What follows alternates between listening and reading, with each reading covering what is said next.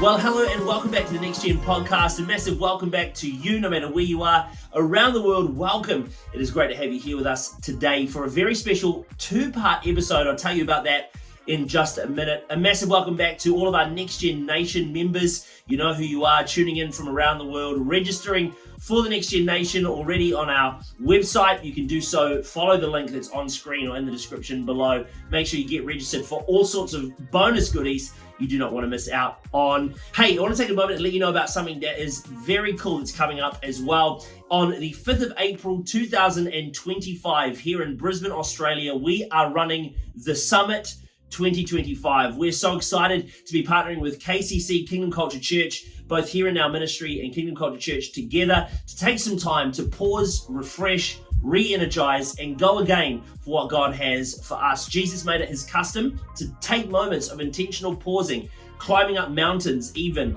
multiple times in scripture and seeking the Lord. And we really pray that this event is going to change your leadership perspective. We've got a whole bunch of awesome things, team trainings, your lunches provided in your registration, coffees, Q&As with Annaliese and I, and an anointing service. We have some awesome things lined up to announce over the coming weeks, so you do not want to miss it. Register today. You can follow the link on screen or in the description below, or feel free to comment Summit and we'll send you that the best way we possibly can.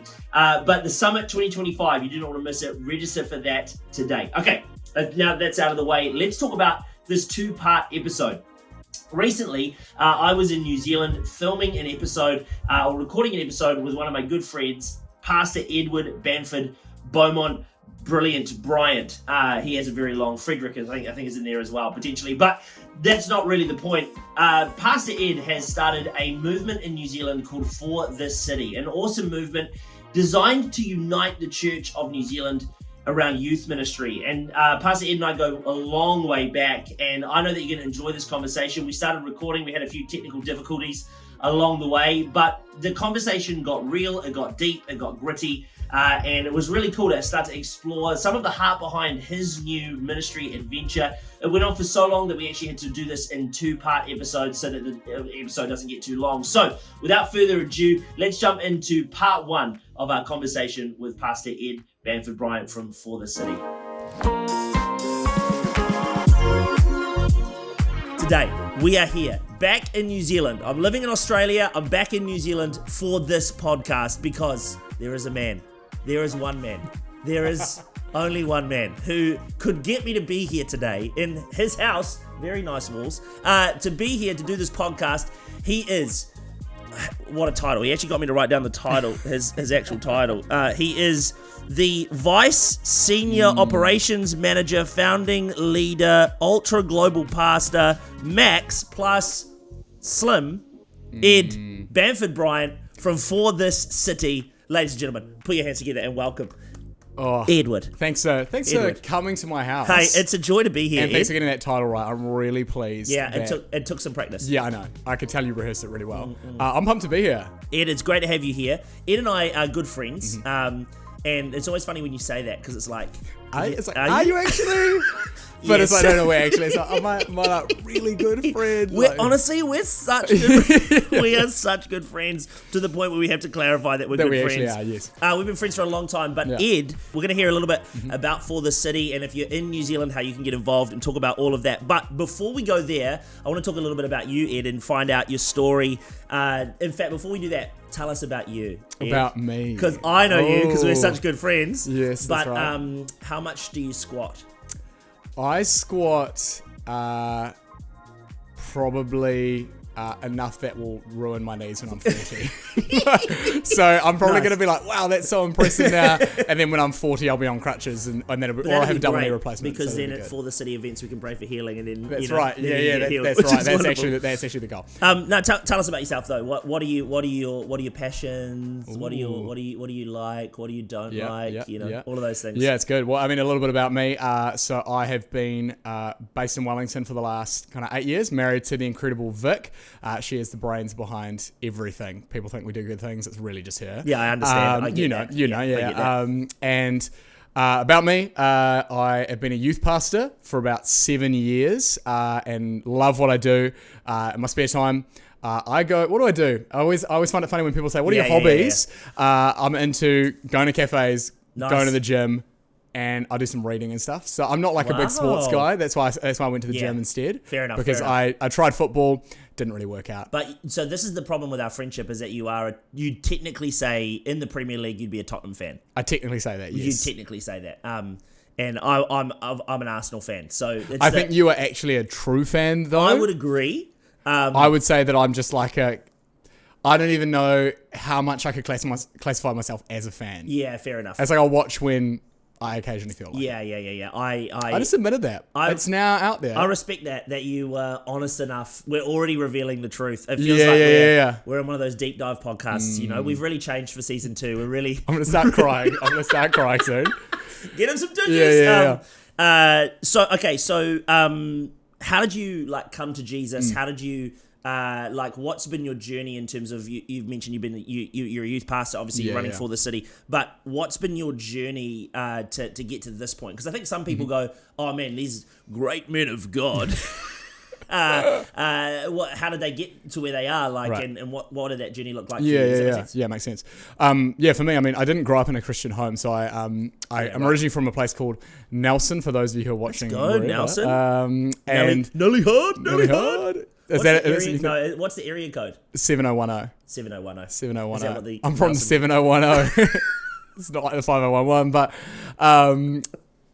but I think for me, your camera is just actually. Oh going wow, that's exciting. We'll be back after this short intermission. This is season 2. This is great. This is real life. This is real life.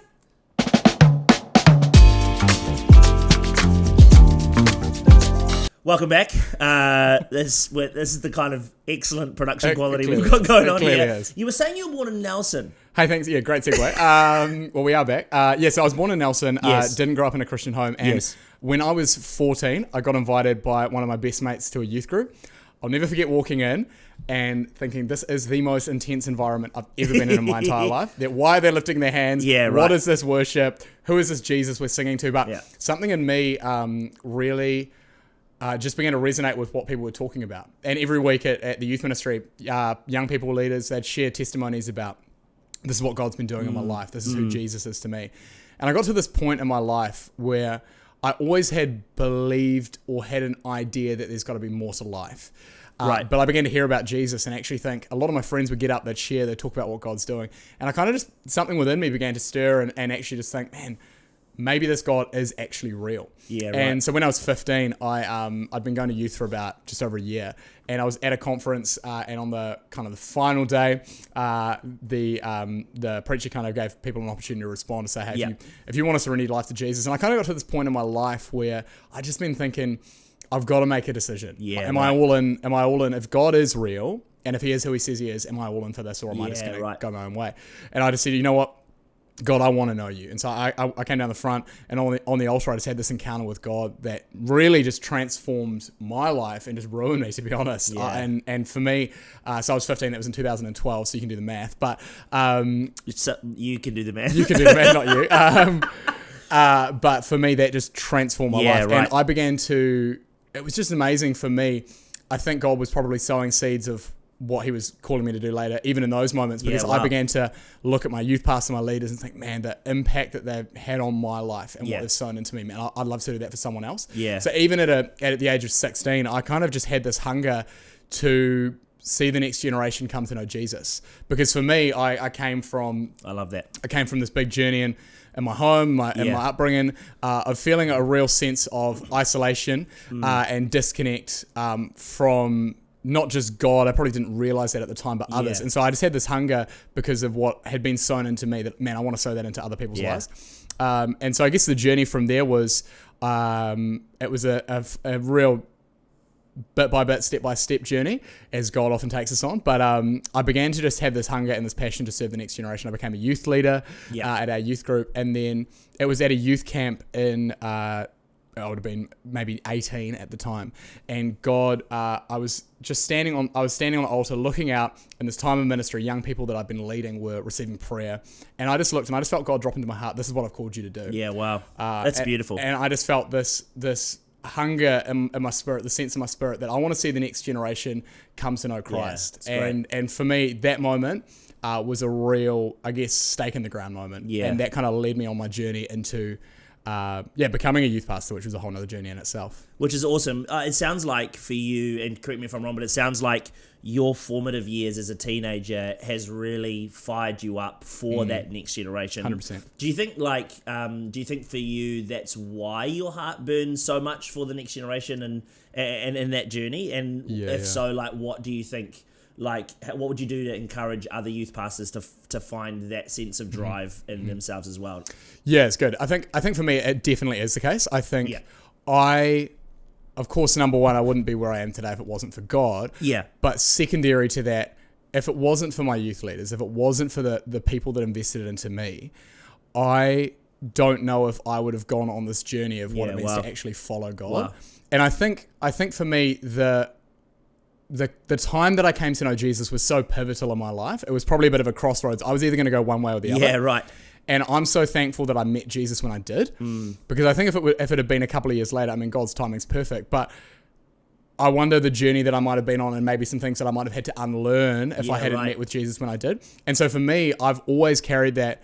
Even in my early days as a youth leader, when I became a youth pastor, I'd kind of just look back to the investment that my leaders had into my life and think, what did they do that made such a difference? And I think for me, that's really underpinned what I've done. And I guess for me, seeing the value in my own life has given me that passion for the next generation. And I guess for youth pastors or leaders, I mean, there's probably two things. A lot of youth pastors and leaders will have been saved as a teenager, totally. Or have grown up in the church and so had that personal kind of impact. Or it could have been a different journey. Their different journey to youth ministry could have looked a little bit different. But I guess what I'd say is find your why. And I think the why often will come just going back to that moment that you met Jesus. And what was that journey like and who was around you? It's good. Because I think sometimes we can be doing so much for God that we can just lose why we started and lose it. Actually, at the end of the day, it's about an overflow of what He's already done in our lives. And so for me, it was always going back to what was that journey like for me to encounter and discover really Jesus and who came alongside me. So I think for youth pastors who are saying, man, I want to find this why, I'd even go back to, okay, well, what was that moment that you met with Jesus? Go back to that place. And who were the people who were around you in that moment? Who were the people who were with you in that moment? Because more often than not, there were people that were journeying alongside us in those moments. And I think I often look at your testimony and look at what God's done. And I think that for me has always encouraged me to have fresh faith for my ministry and for the future. You're one of the greatest pastors, like in my friendship groups. For me, I'd put you right there at the top of like. I think you're a naturally gifted pastor. That's very kind. You know, people you become aware. The longer you do ministry, you become aware of what your natural gifts are, what your natural talents are. I have to work really hard at being a pastor, but you're such a naturally gifted pastor, and I think it's really cool hearing like what drives you in that space, because you're saying like I was innately aware as a young person of the people that were around me, and and it sounds like I'm just making correlations. I could be wrong, but it sounds like those people pastored you and helped you avoid those mistakes or avoid those things, and that's what's maybe fired you up and given you such a clear sense of passion and drive for pastoring. Would that be a good summation? Yeah, absolutely. And I think I've probably realized that the value of, I mean, like you said, there were things that come naturally to us. And so there are things that I've got to learn that don't come naturally to me.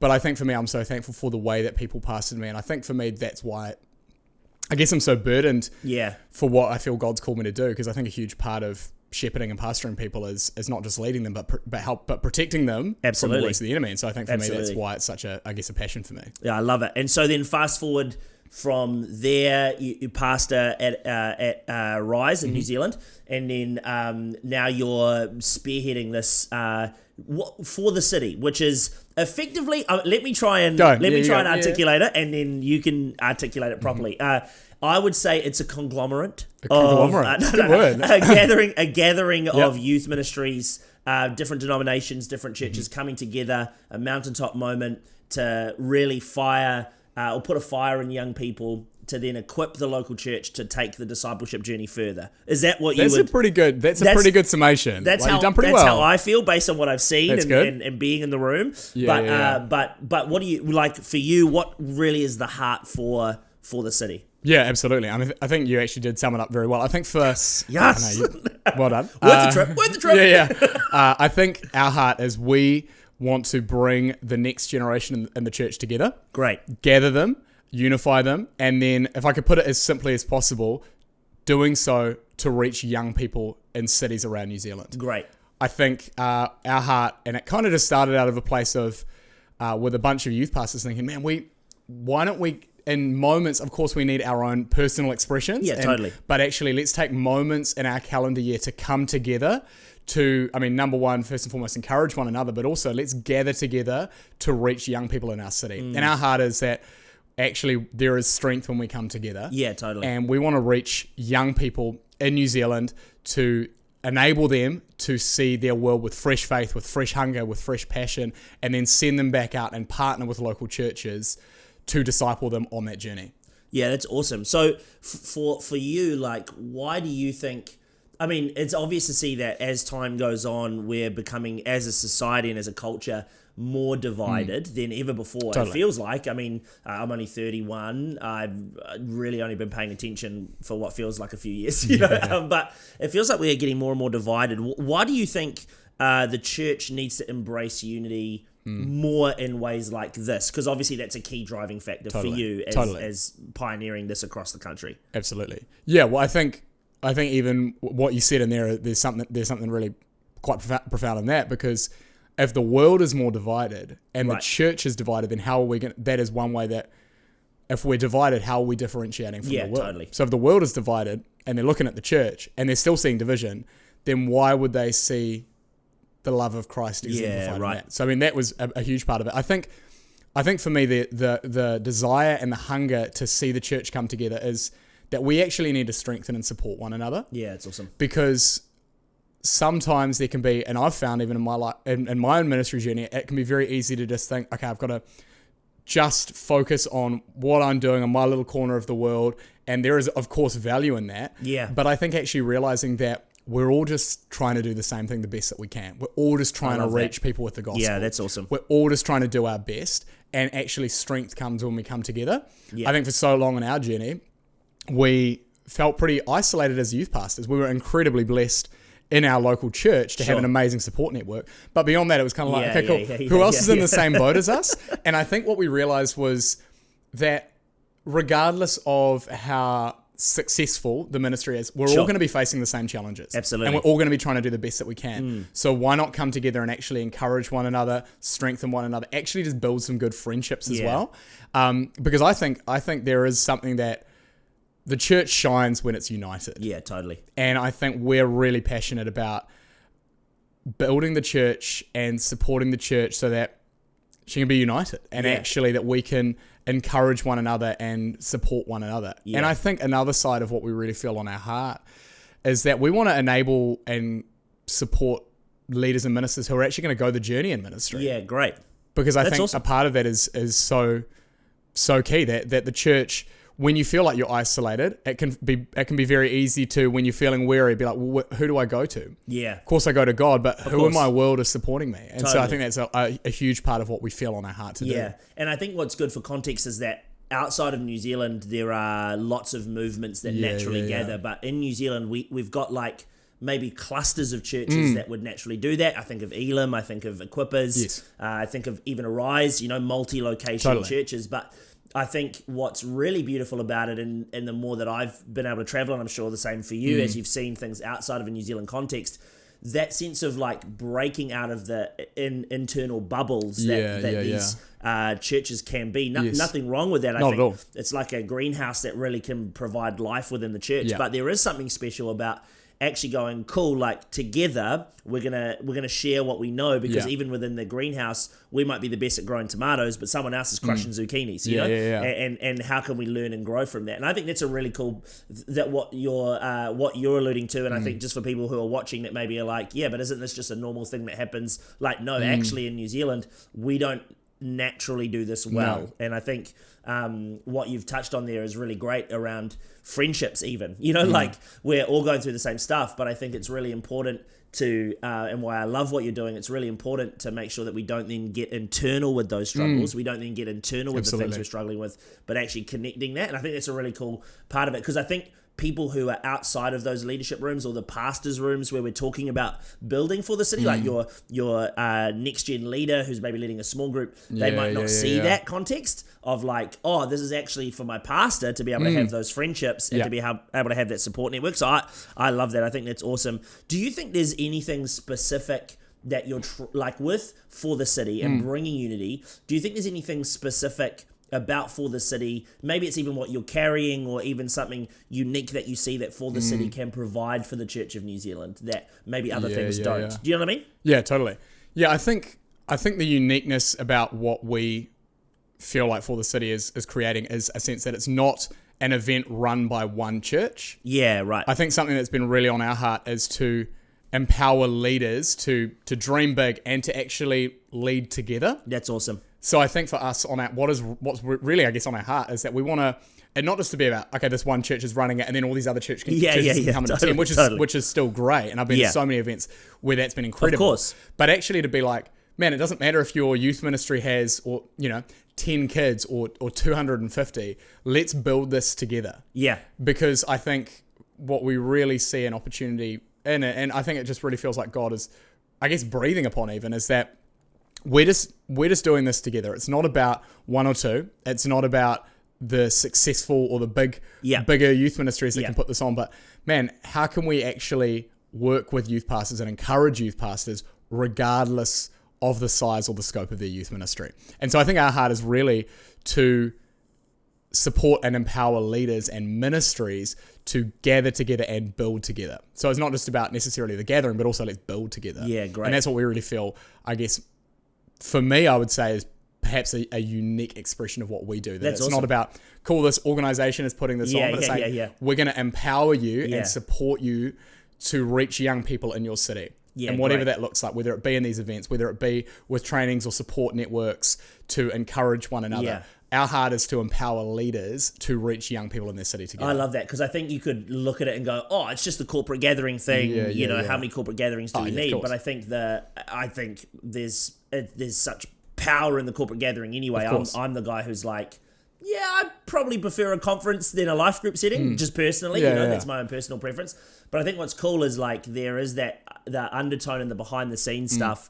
And I think that's probably what I'm getting a greater sense of, and I hope it's empowering for leaders to hear that it's more than just the gathering. Absolutely. Because I think that's what we get stuck in, as like pastors, is we can get so fixated on the event, we can get so fixated on the next Friday, the next Sunday, but there's so much more to the ministry journey than just those moments. Oh, totally. And I think what's cool is like, you're what even just for me in this conversation, I suppose more than anything, but it's like, like it is actually, let's just remember, let's not just do the event, but let's also make sure we've got the pastoring and discipleship. That's right. And that, how do you, as you travel around, how do you, is there like a practical thing that you would say to a leader who maybe is focused on the event, maybe more than the people, and if they're focused that way, on how they can reprioritize that in terms of like a real practical sense of like, I'm a life group leader, I'm so focused on the next Friday and just doing my role, whether it be people care, playing on the band or whatever it is. How would you encourage that leader to switch that perspective and put the people first in that space? Like, is there anything for you as a pastor and as a For the City guru? Huge goal. How would you, what would you say? Like one key on that? Yeah, right. I think that we can often separate the event from the people. Like, I think what I mean by that is we can often become so fixated on the event that we just forget that the whole event is about people. So true. Like, I think people are like, I've got to have this bigger service. But how are you investing into the people that are going to be at that event? Yes.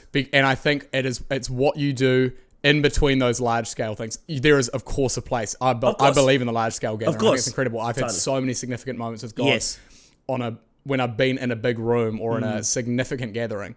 But it's the day-to-day support, discipleship, encouragement, challenge even, that my youth pastors, that my leaders and leaders in my life have actually invested into me, that has actually enabled me to follow Jesus, I guess, my prayer is for the rest of my life. Yeah. But actually, I think for a leader who often is focused, okay, cool, how's this gathering looking? I'd even encourage you to think, how are the young people maybe? How are the kids, the intermediates, the youth, young adults that I'm leading? How is that gathering going to be an overflow of what we're already building? Yeah, if great. that makes sense. So I think I'd be thinking about, what are the things that maybe don't seem as glamorous, but how are you raising up leaders that are discipling young people midweek, spending time with them midweek? How are you invested into the lives of the people that you're leading? Yeah, so great. It's not exactly rocket science, but I think it can sometimes not be that glamorous, but how are you turning up to their sports games? Yeah, how are awesome. you invested in their families' lives? Yeah. How are you getting alongside them as individuals and going on the journey and caring about what they care about? And I think those things actually fundamentally you will see the fruit of those in the large gatherings. So I love that. If your young people are healthy, then you will see greater fruit in the gathering. So I guess I'd encourage any leader who's thinking that the gatherings are really an overflow of your discipleship. It's not like you can't have one without the other. I think sometimes we think, we can only have one or the other. No, that's both and. But man, if you sow into your young people, you will see the fruit of that in your gatherings. Is kind of what I've been thinking I love about. that. Pastoring, it's not rocket science, it's not glamorous, but it's very simple, isn't it? And I love what you just said there. It's the overflow. The gatherings are the overflow of the investment into the individual. I think that's really, really cool. Well, that is it for part one of our episode. We're taking a pause right there, leaving it on a cliffhanger, maybe? I don't know. But you can check out part two in the coming weeks right here on the Next Gen podcast. If you want to find out anything about For the City and what it is doing in New Zealand, if you're a church in New Zealand and you'd like to be involved, check out the descriptions on every single one of our platforms. You can find out how to reach Ed and the whole team at For This City. That's part one. Part two is coming out very soon. A reminder again about the Summit 25. I talked a lot about it at the start of the podcast, so make sure you check it out online.